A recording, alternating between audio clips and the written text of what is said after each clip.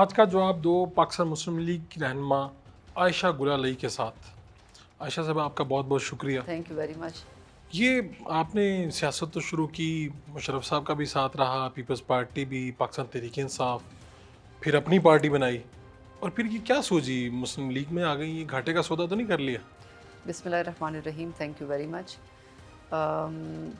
ایک political struggle میری رہی ہے، اور تقریباً 10 سال کی عمر سے میں قبائلی علاقوں میں ایک میرا شوق تھا کہ مختلف ایشوز کے اوپر میں لوگوں کو اویئرنیس دوں. تو قبائلی علاقوں میں اگنورینس بہت زیادہ ہے، اور ہمیشہ وہاں پہ ان کو اگنورینٹ رکھا گیا ہے. میں نے جو ابتدا کی وہ پاکستان پیپلز پارٹی سے کی، اور بینظیر بھٹو صاحبہ ہمیشہ سے میری رول ماڈل رہیں، اور مجھے فاٹا کا جو ہے وہ چیف کوآرڈینیٹر بنایا گیا. پھر وہ اپنی شہادت سے کچھ دن پہلے جب پاکستان آئیں تو یہاں پہ پیپلز پارٹی کے جو ظاہر شاہ صاحب ہیں ان کے گھر ان سے ملاقات ہوئی، اور ان کی آنکھوں میں آنسو آ گئے تھے، کیونکہ ان کو یاد تھا کہ یہ وہی بچی ہے جو بچپن میں مجھ سے ملی، اور میں نے کشمیری ایشو کے اوپر انگلش میں اسپیچ کی تھی ان کے سامنے. تو پھر ان کی پالیسیز بھی تھوڑی بہت چینج ہو گئی پارٹی میں، اور میرا تھوڑا سا اختلافات ہوئے پارٹی میں، نظریاتی اختلافات. تو اس کے بعد میں نے پارٹی چھوڑی، اور پھر مشرف صاحب کی پارٹی کو میں نے جوائن کر لیا. مشرف صاحب ایک بیسیکلی ایک بطور انسان وہ ایک بہت کائنڈ انسان ہے، ایک بہت ہی شریف انسان، پاکستان کے لیے اچھا سوچنے والے، اسٹریٹ فارورڈ انسان، آنیسٹ تھے. اور ان کے دور میں کچھ غلطیاں بھی ہوئی تھیں، لیکن اس وقت حالات ایسے تھے، پاکستان جس طرح وار آن ٹیرر میں گیا، تو اس میں کوئی بھی گورنمنٹ ہوتی ان سے غلطیاں ہونی تھیں. تو باقی یہ ہے کہ وہ ساری تو گزر چکی تھی. میں تو بعد میں ان کی پارٹی کا حصہ بنی جب اقتدار ان کے ہاتھ میں نہیں تھا. تو اقتدار میرا کوئی وہ ٹارگٹ نہیں تھا. میں نے پیپلز پارٹی اس وقت چھوڑی جب اقتدار میں تھی پیپلز پارٹی. پھر مشرف صاحب کو میں نے اس وقت جوائن کیا جب وہ اقتدار میں نہیں تھے، وہ سویلین، انہوں نے پارٹی بنائی، لیکن صرف یہ کہ وہ ایک آنیسٹ شخص تھے. میں تو حق بات کرتی ہوں، میں کسی اقتدار کے لالچ میں کسی پارٹی کو جوائن نہیں کرتی. ہاں، مجھے جب لگتا ہے کہ یہ ایک اچھا پلیٹ فارم ہے، اس سے لوگوں کی خدمت ہو سکتی ہے، اس نے لوگوں کی خدمت دوسروں کے مقابلے میں زیادہ کی ہے، تو مشرف صاحب کو کیوں چھوڑا؟ تو مشرف صاحب کو جب اصل میں وہ تھے دبئی میں، تو وہ پاکستان آ نہیں سکتے تھے. اور پھر ان کی ارد گرد جو آج آپ کو استحکام پاکستان میں جو ٹولہ نظر آ رہا ہے اقتدار کے خواب دیکھتے ہوئے، یہی ٹولہ ان کے ارد گرد اس وقت بھی جمع ہو گیا تھا. تو گرد سارے جمع ہو گئے تھے ان کے ارد گرد، کام نہیں کرتے تھے پارٹی کے لیے، اور ان کے اپنے مفادات تھے، اس کے لیے آئے تھے. تو مجھے لگتا تھا کہ مشرف صاحب جو تھے وہ بیچارے، ان کی اپنی پارٹی ان لوگوں کے ہاتھوں ہائی جیک ہو گئی تھی، اور لوگوں کو، نئے لوگوں کو آنے کا موقع بھی نہیں دیتے تھے، پلس پاکستان آ نہیں سکتے تھے. تو پھر میں نے مشرف صاحب کو فون کیا. مشرف صاحب مجھے بہت رسپیکٹ دیتے تھے، ان کا شاید انہوں نے انٹرویو میں بھی ذکر کیا ہے میرا. تو یعنی میں ان کو والد صاحب کی جگہ دیتی تھی، فادر فگر تھے میرے لیے. تو یہ وہ لنڈن میں تھے علاج کے لیے. میں نے ان کو فون کیا، میں نے کہا کہ مشرف صاحب، آپ کی پارٹی جو ہے وہ میں نہیں چاہتی کہ چھوڑوں آپ کی پارٹی، کیونکہ آپ نے بہت اس ملک کے لیے، آپ نے بہت مخلص طریقے سے کام کیا، لیکن حالات ایسے ہیں کہ آپ اس ملک میں آ نہیں سکتے ہیں، اور یہاں آپ کی پارٹی کے لوگ اس کے اوپر قابض ہیں، تو میں کام نہیں کر سکتی ہوں ایسی صورتحال میں. تو آپ مجھے اجازت دیجیے، میں آپ کی پرمیشن سے جو ہے وہ جا رہی ہوں، تو آپ مجھے کائنڈلی پرمیشن دے دیں. تو انہوں نے کہا کہ میں پرمیشن تو دینا تو نہیں چاہتا، کیونکہ آپ بہت اچھا کام کر رہی ہیں لوگوں کے لیے، لیکن پھر بھی اگر آپ جانا چاہتی ہیں. میں نے کہا میں تحریک انصاف میں جانا چاہتی ہوں، کیونکہ وہ اس وقت قبائلی علاقوں کے لیے آواز اٹھا رہے ہیں. تو انہوں نے کہا بس ٹھیک ہے، اور آپ جائیں. انہوں نے مجھے پرمیشن، انہوں نے مجھے خود پرمیشن دی، نہیں کچھ بھی نہیں کہا. انہیں دکھ تھا، اور دکھ کے ساتھ انہوں نے مجھے پرمیشن دی کہ آپ جائیں، لیکن پرمیشن لے کر میں آئی. اور پھر ہمیشہ سے ان کی میں نے دوسری پارٹی میں جا کر کبھی ان کے خلاف بات نہیں کی. وہ تو یہ جو لوگ باتیں کرتے ہیں تو آپ کو بڑا دکھ ہوتا ہوگا کہ یہ مشرف صاحب کے ساتھ بھی تھے، مزے بھی اٹھائے، جی جی اقتدار بھی لیا، جی. اور ان کے خلاف آج یہ کہتے ہیں. تو یہی تو پاکستان کی جو سیاست ہے وہ انہی لوگوں کی وجہ سے تباہ ہے.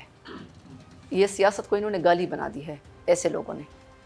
یہ اقتدار کے لیے جو ہے وہ آنکھیں پھیر بھی لیتے ہیں آپ سے، اقتدار کے وقت آپ کے ساتھ ہوتے ہیں، آپ کے خوب بوٹ پالش کر رہے ہوتے ہیں، اور عوام سے ان کا کوئی لینا دینا نہیں ہوتا، اور کرپشن میں بھی ملوث ہوتے ہیں. تو ایسے لوگ صرف ذاتی مفادات کے لیے کرتے ہیں. تو اس کے بعد پھر میں نے تحریک انصاف جوائن کی. تحریک انصاف میں جوائن کرتے ہی ایک انٹرا پارٹی الیکشن ہوا تھا. اور تحریک انصاف کو میں نے اس بات پہ جوائن کیا کہ انہوں نے قبائلی علاقوں میں جو ڈرون اٹیکس تھے اس کے خلاف انہوں نے لانگ مارچ کا اعلان کیا تھا، تو میں نے اسی دن جو ہے ان کو جوائن کیا. میں نے کہا یہ ایک اچھا سٹیپ ہے، ڈرون اٹیکس نہیں ہونے چاہیے پاکستان میں کیونکہ یہ سوورنٹی کی خلاف ورزی ہے. تو اس کے بعد انٹرا پارٹی الیکشن ہوا، اس میں میں سینٹرل وائس پریزیڈنٹ الیکٹ ہوئی. اور پھر جب سینٹرل وائس پریزیڈنٹ میں الیکٹ ہوئی تو جب ریزرو سیٹس آئیں، اور میں نے بہت کام کیا پارٹی کے لیے، تو جب ریزرو سیٹس کا جو لسٹ آیا تو اس میں میرا نام تک نہیں تھا جو ایم این ایز کے لیے تھی. اس میں ساری بیگمات آئی ہوئی تھی اور خاندانی نیپوٹزم جو تھا، اقرب پروری. تو میں نے شاہ محمود قریشی صاحب کو کہا کہ میں پشاور ہائی کورٹ میں رٹ دائر کرنے لگی ہوں.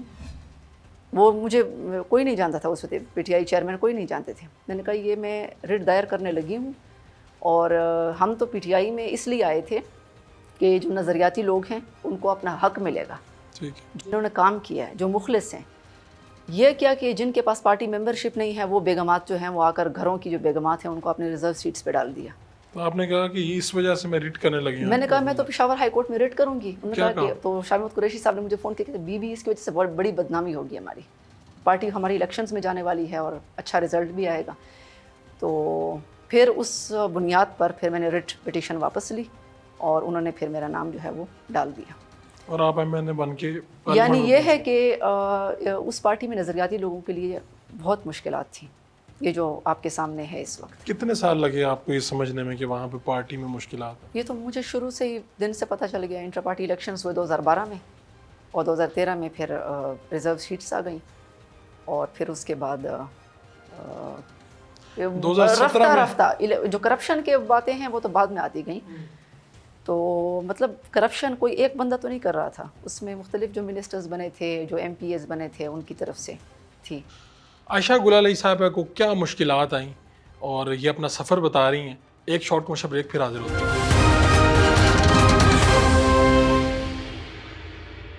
Welcome back.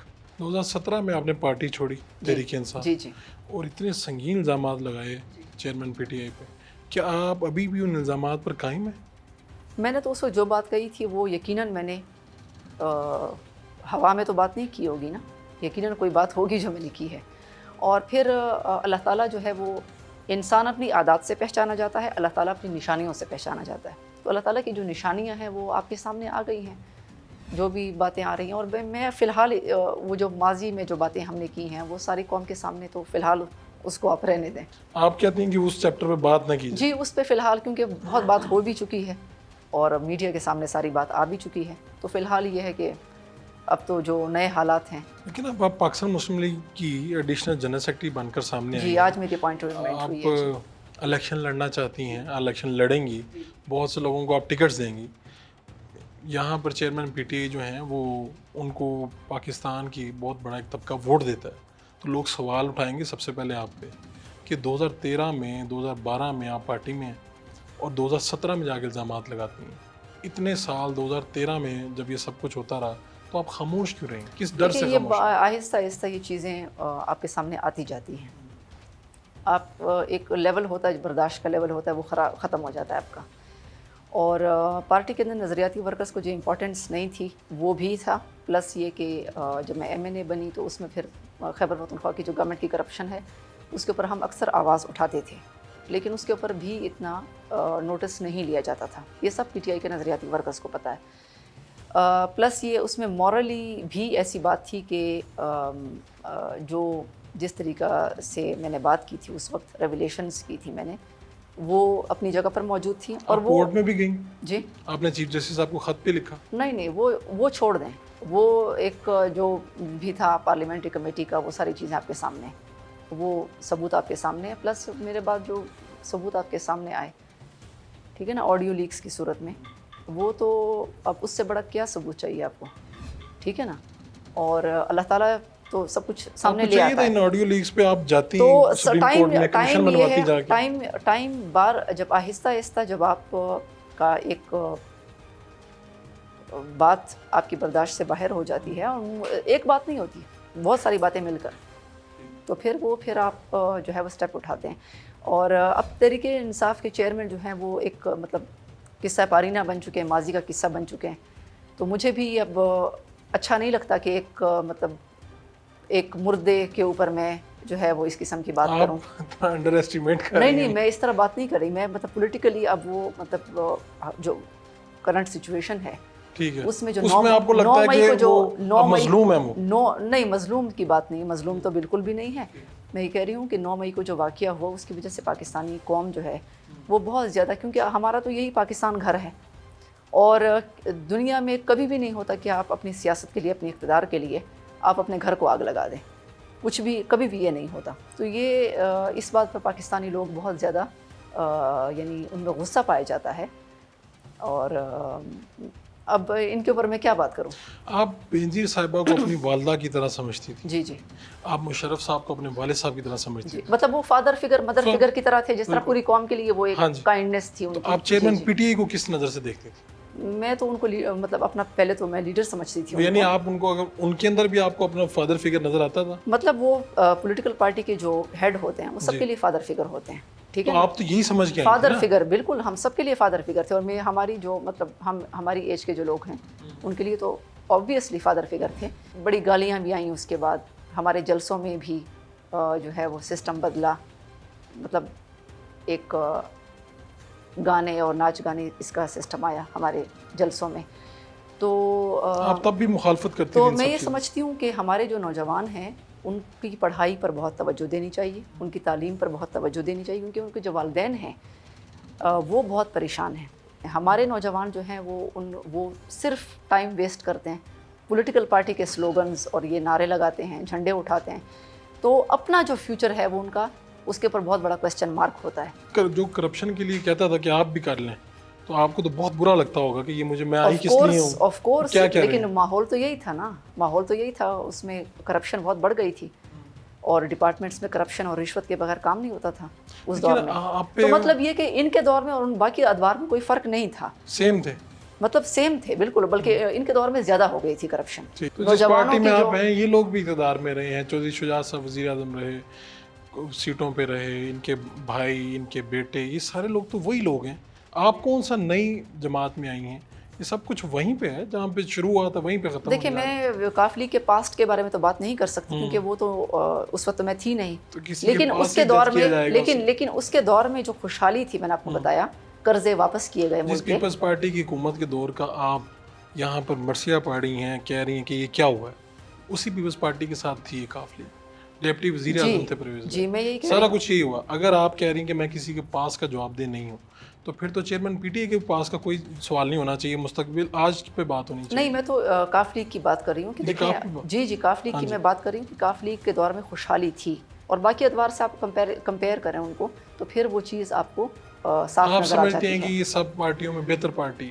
میں تو میں نے آپ کو بتاؤں کہ کاف لیگ کا نے مجھے، میرا انتخاب نہیں کہ میں نے کاف لیگ کا انتخاب کیا. وہ اس لیے کیونکہ مجھے موجودہ حالات میں ایک ایسا پلیٹ فارم یہ لگا جو کہ پاکستان کی خدمت، جس کے پلیٹ فارم سے میں اپنے جو لوگ ہیں ان کے حقوق کے لیے میں جہاد لڑ سکتی ہوں. کیونکہ یہ پلیٹ فارم میں اچھے لوگ ہیں. چودھری سرور صاحب جو ہیں وہ ایک اچھے انسان ہیں. شجاعت صاحب جو ہیں وہ تقریباً 6 مہینے پرائم منسٹر رہے پاکستان کے. ٹھیک ہے نا. اور لیکن چودھری شجاعت صاحب کی پرسنالٹی یہ ہے کہ انہوں نے کبھی بھی باقی پولیٹیشین سے آپ ان کو کمپیئر کریں، وہ ہمیشہ پاکستان کی پہلے سوچتے ہیں، ملک کی پہلے سوچتے ہیں. اپنی صحت کی پرواہ کیے بغیر وہ اس وقت اگر ان کو کچھ ملے یا نہ ملے حکومت میں، وہ پہلے ملک کی بات کرتے ہیں. وہ کبھی بھی یہ نہیں کہتے کہ میں فلاں ادارے پر حملہ آور ہوں، میں ملک کے اوپر حملہ آور ہوں، میں سپورٹرز کو جمع کروں اور دھمکیاں دوں. تو شروع میں یہ سب اور کلین پولیٹیشین ہے، سب لیڈرز میں یہ خوبیاں ہوتی ہیں. لیکن سوال یہ ہے کہ انہی لوگوں کی پارٹیاں پاکستان کا کوئی تبدیلی نہیں لا سکی پاکستان میں. انشاءاللہ کاف لیگ میں اب نئی لیڈرشپ آئی ہے، نئے لوگ آئے ہیں. اس کو ہم انکلوزیو پارٹی بنائیں گے، پورے ملک کی جماعت بنائیں گے. یہ کوئی اگر چودھری صاحبان اس میں ہیں تو اس کو کوئی پنجاب کی پارٹی نہ سمجھا جائے. ہم اس پلیٹ فارم کے تحت جو ہے، اس میں خیبر پختونخوا سے بہت سارے لوگ اس وقت آ رہے ہیں کاف لیگ میں، اور ہمارے خیبر پختونخوا کے بہت سارے مسائل ہیں. ہمارے خیبر پختونخوا میں جو لوگ حکمران ہیں وہ بھتے دیتے ہیں طالبان کو. تحریک انصاف تو یہ کہتی ہے کہ آپ NA1 سے ٹکٹ لینا چاہتی تھیں اور مراد سعید نے تقریر کر لی اور وہاں پہ آپ کو تقریر کا موقع نہ ملا. صرف یہ باتیں تھیں جس کے بعد آپ مایوس ہو کے پارٹی چھوڑ دی. اب اتنی چھوٹی باتوں پہ میں کیوں پارٹی چھوڑوں گی؟ تقریر کا موقع نہ ملنا، میں اسمبلی کی رکن تھی، میں تقریر روزانہ کرتی تھی وہاں پر، میں ٹی وی پہ آتی تھی. یہ پارٹی کا کنونشن نہیں، یہ خیر اس وقت مختلف پروپیگنڈا چلایا گیا اور ایسا نہیں تھا، پروپیگنڈا آپ نے پارٹی سے ٹکٹ بھی نہیں مانگا؟ یہ صرف پروپیگنڈا ہے. پروپیگنڈا آج کل دجال کا جو ہتھ کنڈا ہوگا وہ بھی پروپیگنڈا ہوگا. آج کل پاکستان کے خلاف کیا کیا پروپیگنڈا کیا جا رہا ہے، افواج پاکستان کے خلاف کیا پروپیگنڈا کیا جا رہا ہے. آپ کہتے ہیں یہ سب پروپیگنڈا تھا، ایسی کوئی بات نہیں. نہیں، اللہ تعالیٰ نے تو سامنے لے کر آ گیا. اللہ تعالیٰ عزت اور ذلت اللہ کے ہاتھ میں. آپ 2023 کا جو الیکشن ہے، جنرل الیکشن، وہ لڑنا چاہتی ہیں اور کہاں سے لڑیں گی آپ؟ میں جی ایک آپ کو بتاؤں کہ جماعت صفا کا ہمارا ویژن بھی یہ تھا، اور پھر پارٹی جو ہے وہ ضم نہیں ہوئی. وہ پارٹی میرے والد صاحب ابھی وہ چیئرمین ہیں. اچھا، ان کا اپنے ایک ڈیموکریٹک پیرالل پروسیس کس طرح ہوگا؟ آپ مسلم لیگ ڈیموکریٹک پروسیس میں ہے وہ پارٹی. پہلے میں چیئر پرسن تھی، میں نے وہ پارٹی چھوڑ دی، میں کاف لیگ میں آ گئی، کیونکہ اس وقت جو ملک کرائسس کی صورتحال میں، ایمرجنسی میں، تو اس وقت میں اپنی پارٹی، میری پارٹی جو ہے اس کو گرو کرنے میں مجھے لگتا تھا کہ بہت ٹائم لگے گا. ٹھیک ہے. حالانکہ اس میں والد صاحب کی لیڈرشپ میں چلے گی. حالانکہ اس میں بہت سارے لوگ ہیں، مختلف ڈویژن سے لوگ ہیں، لیکن مجھے یہ پلیٹ فارم اس لیے پسند آیا کیونکہ یہ ملک کی سلامتی کا پلیٹ فارم ہے. یہ پاکستان کو پہلے رکھ کر سوچتے ہیں. ویژن تو آپ کا تھا اس پارٹی میں، وہ کیسے آپ کے والد صاحب کیا اسی ویژن جی پر چلا پائیں؟ ویژن وہی ہے، منشور وہی ہے. تو کیا ہوگا؟ آپ بھی پورے پاکستان سے ٹکٹس دیں گی؟ نہیں، میں نے تو چھوڑ دی نا پارٹی. نہیں، آپ نے چھوڑ دی. آپ کے والد صاحب بھی الیکشن لڑوا رہے ہوں گے لوگوں کو، وہ ہمارے الائی ہوں گے. یعنی یہ بھی طے ہوا. وہ ہمارے اتحادی آپ نے پارٹی ختم نہیں کی، پارٹی آپ کی والد صاحب کی لیڈرشپ میں چل رہی ہے. جی، اور اس کے جو ورکرز ہیں ان کو بھی کاف لیگ کا ویژن، مطلب جو اس وقت نئی تبدیلی آئی ہے لیڈرشپ میں، جو نیا ایک ویژن ہے پاکستان کے لیے کہ سارے صوبوں کو اکٹھا کرنا ہے. تو آپ الیکشن کہاں سے لڑیں گی اور یہ والا الیکشن لڑیں گی یا نہیں؟ انشاءاللہ میں لڑوں گی. میں 2018 میں الیکشن لڑا تھا، تو اس دفعہ بھی میں لڑوں گی اس کے انشاءاللہ. تو میں نتائج لاہور بہت اچھے نہیں تھے. لاہور اس کے نتائج تو بہت اچھے تھے، میری ایکسپیکٹیشن سے بہت اچھے تھے. کتنے ووٹ ملے؟ کیونکہ مجھے اب یاد نہیں ہے، لیکن میں نے 4 حلقوں سے الیکشن لڑا تھا. سجاول سے، سندھ سے، اور لودھرا سے، ساؤتھ پنجاب سے، اور اسلام آباد سے، اور نوشہرہ سے. تو میں نے ایک طرح سے پورے پاکستان میں الیکشن لڑا. اور آپ کو یقین جو ہے آپ کریں کہ میں بعض حلقوں میں گئی بھی نہیں، اور مجھے ان حلقوں کے لوگوں نے مجھے ووٹ ڈالے بہت بڑی تعداد میں. اور آپ الیکشن کمیشن میں وہ چیک کر سکتے ہیں. ٹھیک ہے. میرے خلاف پروپیگنڈا چلائی، 300 ووٹ لیے، 200 ووٹ لیے، تو مجھے ہنسی آتی ہے اس پروپیگنڈے پہ، کیونکہ گراؤنڈ پہ مقبولیت کی وجہ سے لوگوں نے آپ کو ووٹ دے دیا، کہیں بھی نہیں وہاں پہ. گراؤنڈ پہ کیونکہ میں تو تھی وہاں پہ لودھرا میں. جب الیکشن میں کھڑی ہوئی تو علی ترین وہاں پہ پہلے سے موجود تھے. جب میں وہاں پہ کھڑی ہوئی الیکشن میں، تو علی ترین نے کہا کہ مجھے اپنی تعلیم مکمل کرنی ہے، تو میں تو تعلیم مکمل کرنے جا رہا ہوں. ٹھیک ہے نا، انہوں نے حلقہ چھوڑ دیا. تو لودھرا میں بھی لوگوں نے مجھے بہت ووٹس دیے. اور عزت اور ذلت اللہ کے ہاتھ میں، اللہ تعالیٰ ہی جو ہے وہ عروج اور زوال دیتا ہے. اب آپ لاہور سے الیکشن لڑنا چاہ رہی ہیں؟ جی، میں لاہور سے الیکشن لڑنا چاہ رہی ہوں، کیونکہ لاہور کا، پنجاب کا ہر دوسرا تیسرا گھرانہ فوجی شہداء کا گھرانہ ہے. ویسے تو فوج پورے پاکستان کی ہے، لیکن پنجاب کے لوگوں کی بہت بڑی کنٹریبیوشن ہے، اپنے بچے شہید کیے ملک کی خاطر. اور میں سمجھتی ہوں کہ پنجاب کے لوگ جو ہیں ان کو بھی گڈ گورننس نہیں دی گئی. آج بھی وہ بنیادی سہولیات سے محروم ہیں. اور ان کے نام پر جو فنڈز لیے گئے، اس کو فنڈز کو پنجاب کے لوگوں پر خرچ نہیں کیا گیا. پنجاب کے لوگوں کو ایک صاف نیت والی پارٹی چاہیے. یعنی اب آپ صرف لاہور سے الیکشن لڑیں گی یا اسی طرح پورے پاکستان سے الیکشن لڑیں گی؟ نہیں، میں ایک حلقے سے لڑوں گی، لاہور سے لڑیں گی انشاءاللہ. اور آپ کو لگتا ہے کہ لاہوری آپ کو فتح بھی دلوائیں گے؟ جی، میں تو جب بھی جاتی ہوں لاہور کے لوگ میرا بہت بہترین ویلکم کرتے ہیں. لاہور کے لوگوں میں بہت شعور ہے، وہ شعور رکھتے ہیں. وہ سمجھتے ہیں کہ کون اپنے ذاتی مفادات کے لیے سیاست کرتا ہے، کون جو ہے وہ اللہ کے راستے میں سیاست میں آیا ہے. میں سیاست، مجھے اپنے کھانے پینے کی چیزیں، روزمرہ ضروریات، اس کے لیے مجھے سیاست نہیں چاہیے. مجھے اپنی جائیداد میں اضافے کے لیے سیاست نہیں چاہیے. مجھے الحمدللہ اللہ تعالیٰ نے سب کچھ دیا ہوا ہے، نہ ہی مجھے زندگی اور موت کا کوئی خوف ہے. کون سی بڑی شمولیت ہونے جا رہی ہے؟ ایک شارٹ کمرشل بریک.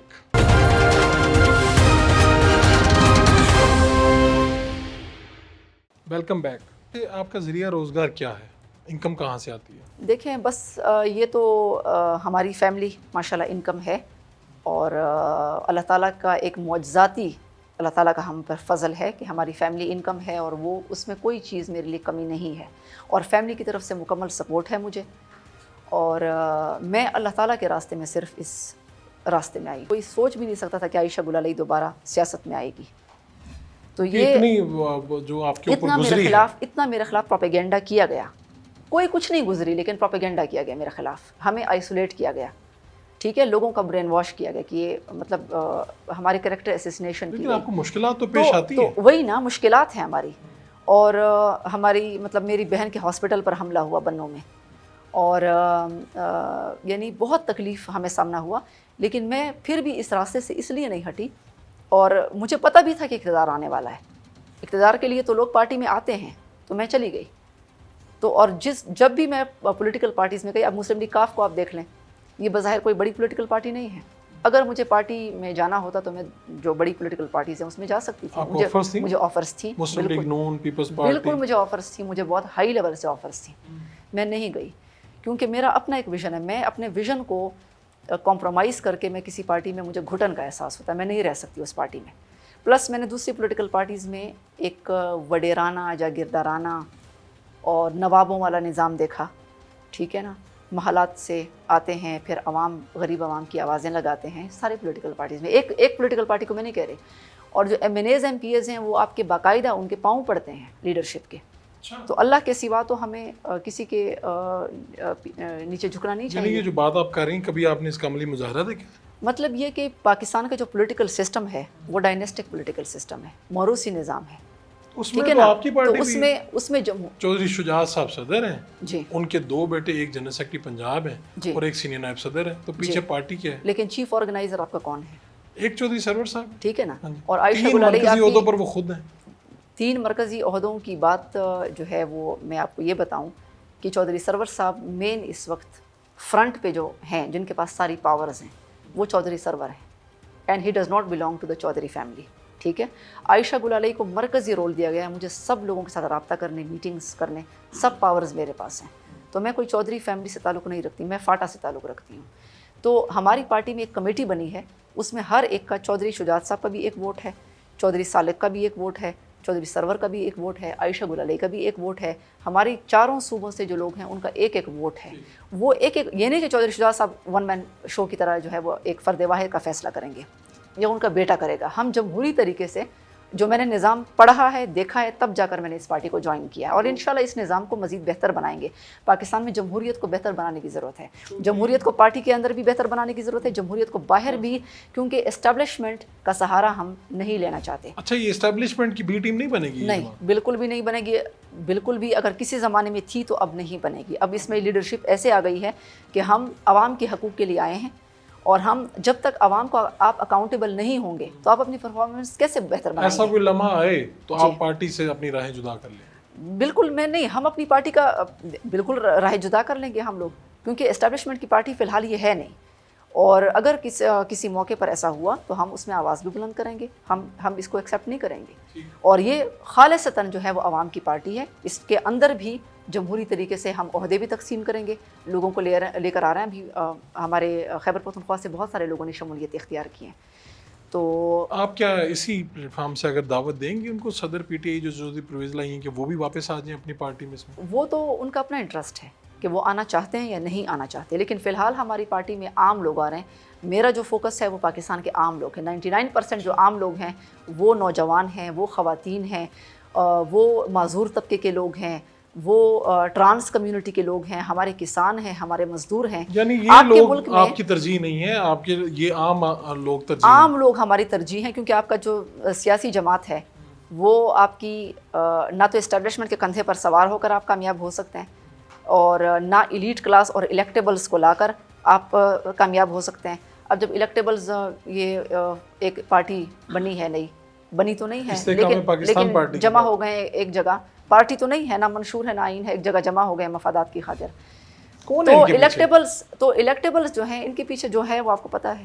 یہ اسلام آباد میں تو خبر پتہ چل ہی جاتی ہے. حالانکہ نہیں, وہ آپ کے ساتھ وہ نہیں ہونے چاہیے جن کے بارے میں چہمگوئیاں ہو رہی ہیں, جن کے بارے میں بات ہو رہی ہے, جو وہ نہیں ہونے چاہیے. ٹھیک ہے نا.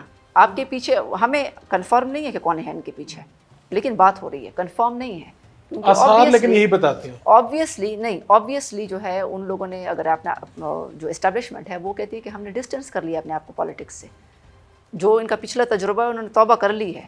تو اب یہ جو جمع ہوئے ہیں ان کا یہ ہے کہ الیکٹیبلز اگر ان کے پاس آتے بھی ہیں تو اگر وہ لوگوں کے لیے انہوں نے کام نہیں کیا, اور اقتدار میں آنے کے لیے وہ ایک ایسے پلیٹ فارم کا انتخاب کرتے ہیں کہ ہم اقتدار میں بس آ جائیں کوئی ویژن نہیں ہے, کوئی منشور نہیں ہے, کوئی آئین نہیں ہے, کوئی نظریہ نہیں ہے, تو پھر آپ الیکٹیبل بھی نہیں رہتے, آپ کو عوام ریجیکٹ کر دیتی ہے, آپ اپنے فائدے کے بھی نہیں رہتے. آپ کے تو جو جتنے پارٹی کے ساتھی رہے ہیں, مراد سعید اور مختلف لوگ اس وقت مشکلات میں ہیں, شہریار افریدی, تو آپ تو ان کے حق کے لیے آواز نہیں اٹھائیں گی؟ آپ کو نہیں لگتا ان پہ ظلم ہو رہا ہے؟ دیکھیں ہمارے ملک کے ساتھ بہت بڑا ظلم ہوا ہے.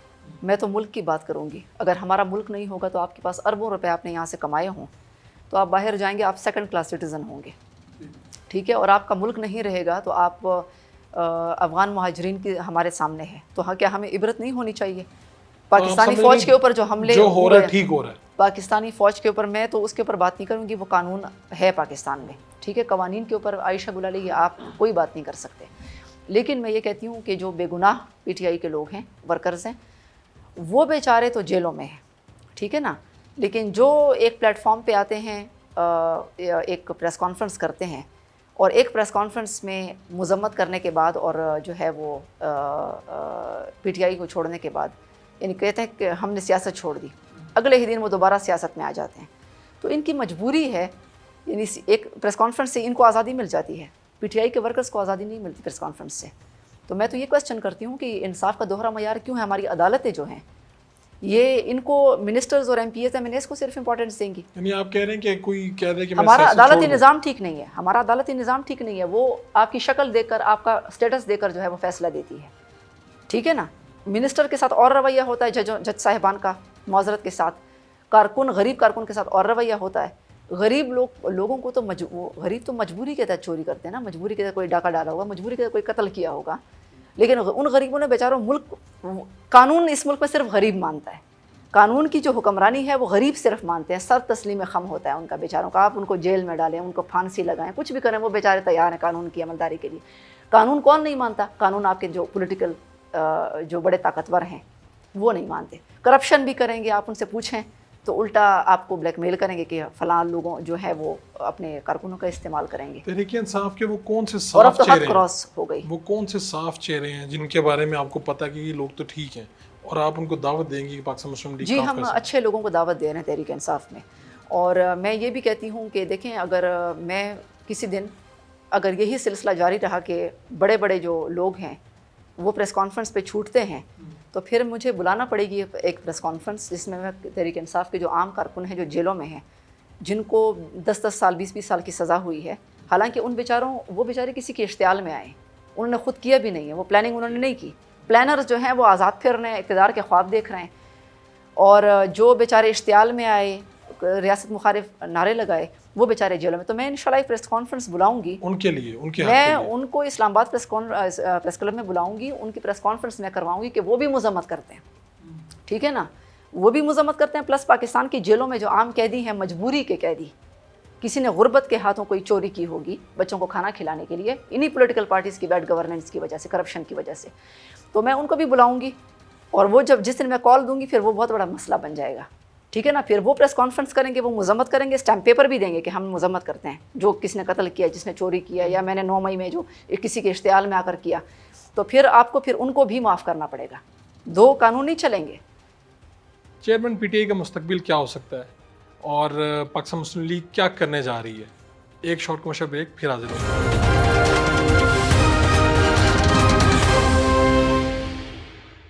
Welcome back.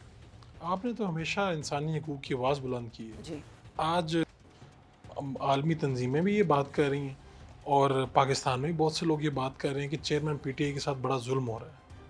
آپ اس پہ بھی آواز بلند کریں گے؟ دیکھیں, ظلم تو ہمارے ملک کے ساتھ ہوا. ہمارے ملک کے ساتھ ہر پولیٹیکل پارٹی کے دور میں عوام کو بنیادی ضروریات تک نہیں دی گئیں. جو آپ کے معذور طبقے کو, بیچاروں کو انسان نہیں سمجھا جا رہا, جو آپ کے ٹرانس کمیونٹی ہے, تیسری جنس کے لوگ ہیں, ان بیچاروں سے زندہ رہنے کا حق چھین لیا آپ کے معاشرے میں. سیاسی کارکنوں کے گھر پہ چھاپے مارے جا رہے ہیں. کسی چیز پر جو ہے سیاسی کارکنوں کے گھروں پہ تو ہر گورنمنٹ میں چھاپے مارے جا رہے ہیں. اور میرے خیال سے اس وقت جو صورتحال ہے وہ جب ہم نے لاسٹ گورنمنٹ میں دیکھا اس میں بہت چھاپے مارے گئے تھے, ٹھیک ہے نا. تو یہ تو سیاسی جماعتیں ایک دوسرے کے خلاف کرتی ہیں. سیاسی جماعتوں میں آپ کو بتاؤں کہ آپ کے ساتھ تو کچھ بھی نہیں ہوا. اگر پی ٹی آئی چاہتی تو آپ سے بڑے بدلے لیتی. نہیں 2018 میں تھے جی, میں آپ کے ساتھ تو ایسا کچھ نہیں ہوا. میں آپ کو بتاؤں کہ وہ میں آپ کو کیا بتاؤں, آپ وہ کویشچنز پوچھ رہے ہیں, میں آپ کو کیا بتاؤں کہ ہمارے ہسپتال پہ حملہ ہوا, ہمارے ہسپتال سے سامان اٹھا لیا گیا، اچھا ٹھیک ہے، اور ہمیں تیزاب پھینکنے کی دھمکیاں دی گئی، ٹھیک ہے، وہ سوشل میڈیا پہ جس طرح چل رہا تھا کہ لوگوں کو اشتعال دلوایا جا رہا تھا کہ یہ کریں. پھر یعنی وہ میں آپ کو کیا لسٹ بتاؤں کہ ہمارے ساتھ اس آپ کے ساتھ بھی ظلم ہوا طریقے سے؟ نہیں، لیکن وہ میں آپ کو کہتی ہوں کہ دیکھیں جو ظلم ملک کے ساتھ ہوا اس میں تو جو قانون اگر کوئی کسی کی قانون اگر کوئی سزا ہے اس میں تو اس میں تو وہ سزا میں تو آپ نہیں کر سکتے، کیونکہ آپ اگر سیاست جو ہے ہمارے ملک سے اوپر نہیں ہے، ملک ہوگا تو آپ کی سیاست ہوگی، ٹھیک ہے نا. لیکن پولیٹیکل وکٹیمائزیشن آپس میں نہیں ہونی چاہیے، ٹھیک ہے نا. ہر پولیٹیکل پارٹی نے یہ کام کیا ہے کہ جب اقتدار میں آتے ہیں میں اس چور کو پکڑوں گا، میں اس فلاں چور کو کا پیٹ پھاڑوں گا، میں اس کو گھسیٹوں گا، ٹھیک ہے نا، میں سارے چور ڈاکو ہیں سب کو جیل میں ڈالوں گا، ٹھیک ہے نا. یہ جو بیانیہ ہے وہ سب کا ایک ہی ہے، ٹھیک ہے نا، مختلف ادوار میں.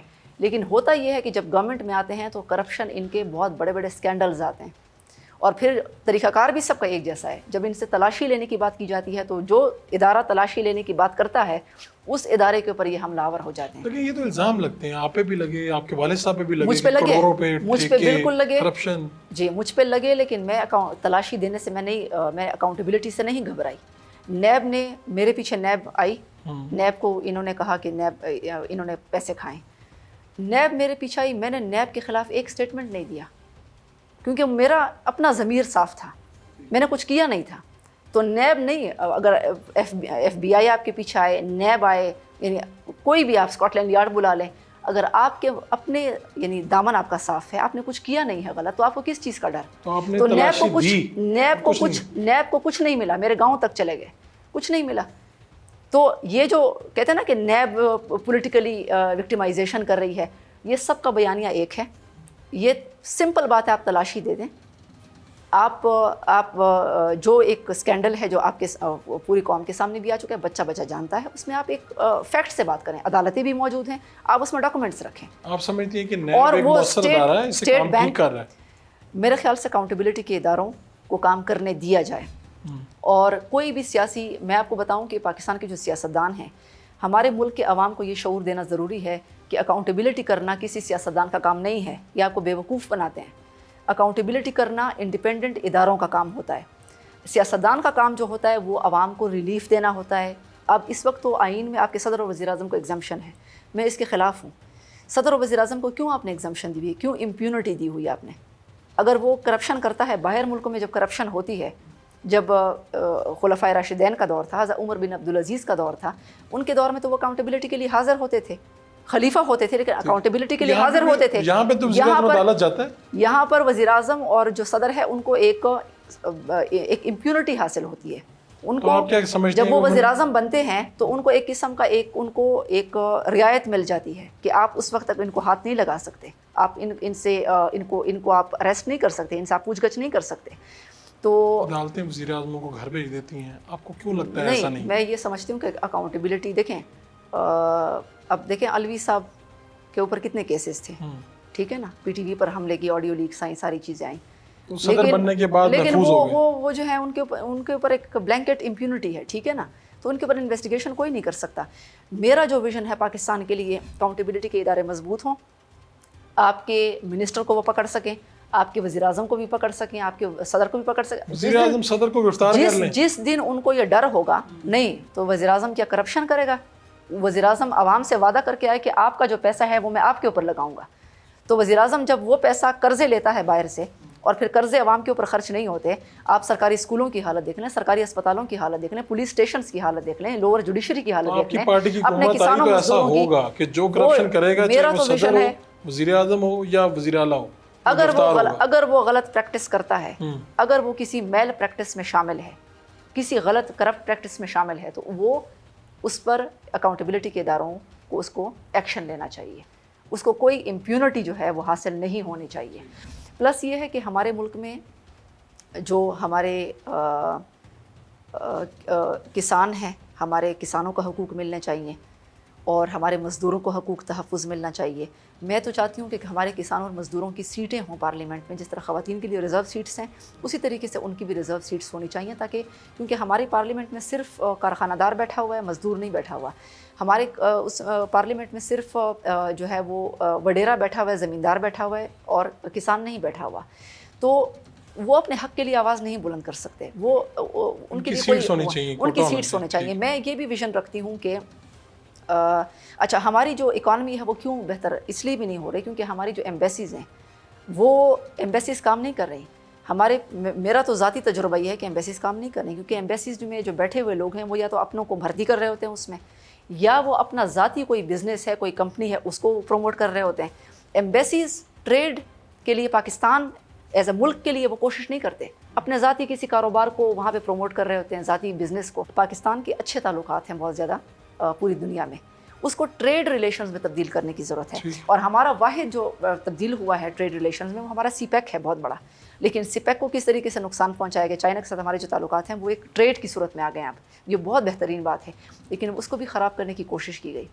اور پلس میں آپ کو بتاؤں کہ ایس ڈی جیز پر کام کرنے کی ضرورت ہے.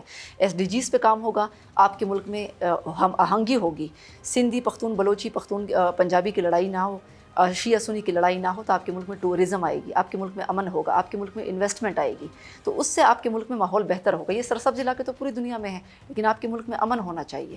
اور ایس ڈی جیز پہ آپ کام کریں گے تو آپ کے ملک میں, اور ہیلتھ پہ آپ کام کریں گے, ایجوکیشن, کوالٹی ایجوکیشن. ہماری G D P spending education پہ بہت کم ہے. نیپال 13% دے رہا ہے, نیپال بہت چھوٹا ملک ہے, وہ 13% اپنے جی ڈی پی کا ایجوکیشن پہ خرچ کر رہا ہے, ہم 2% صرف کر رہے ہیں. کینیا ہم سے زیادہ کر رہا ہے, ازبکستان ہم سے زیادہ کر رہا ہے. تو ہماری اسپینڈنگ جی ڈی پی پہ جو ہے وہ بہت ایجوکیشن پہ بہت کم ہے. تو ہمیں ایجوکیٹڈ ورک فورس کی ضرورت ہے, ہمیں اسکلفل ورک فورس کی ضرورت ہے, ہمیں ایک ہیلدی ورک فورس کی ضرورت ہے, ہمارے ہیلتھ سیکٹر پہ کام کرنے کی ضرورت ہے, کیونکہ یہی جو ہے آپ کی اکانومی میں کنٹریبیوٹ کرتے ہیں. آپ کا بہت بہت شکریہ. Thank you very much.